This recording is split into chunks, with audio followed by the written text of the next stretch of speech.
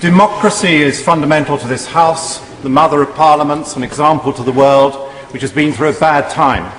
And it has been humbled by failing to listen carefully enough to the people, and it has been humbled because all too many powers of self-government have been needlessly given away to Brussels.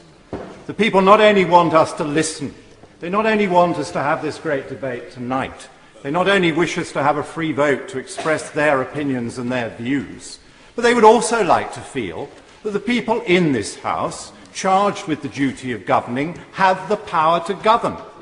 They believe that the government should come here and answer to us. We should hold them to account from all sides of the House of Commons. And if they do a good job, the public reward them in a general election. And if they do a bad job, they sack them. But what we now see happening, because there is too much unaccountable European power, is the breakdown of that fabric of consent which is fundamental to a democracy. Go to Greece today and just see what happens when that consent starts to break down. Rich Greeks now think their government has no right to tax them because they believe it's on autopilot from Europe and they don't like what it's doing. And poor Greeks think the government has no right to remove some of their benefits because they think, again, it's on autopilot from Brussels. Go to Portugal, or go to Ireland, or go to Slovakia, and we see that the European mess can change governments, regardless of what the people think almost, and when the people put in a new government, it makes absolutely no difference to the policy that the country is following because it is all on autopilot. We no longer have the authority or the opportunity to govern.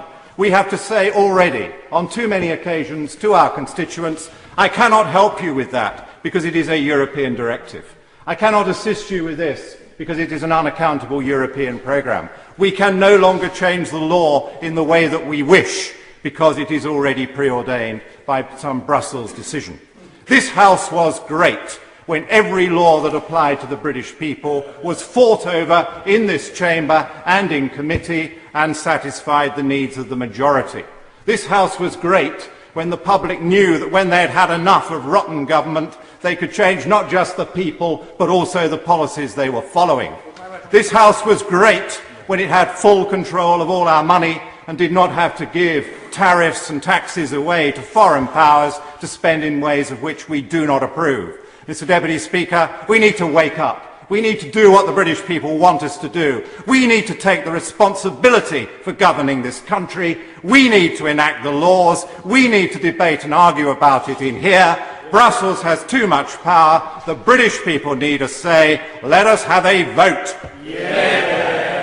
It's not our view that there should be an in-out referendum. I don't want Britain to leave the European Union. Why I think not that give would be people a choice? Well, I think I think it's the wrong answer for Britain.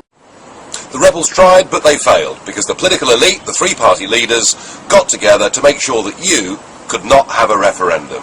They shouldn't be forgiven for behaving like this, and my message to you today is if you are voting Lib Dem, Labour or Conservative, but you believe that Britain should be a free self-governing country, give them up, come and support us, come and join UKIP. We are your last chance.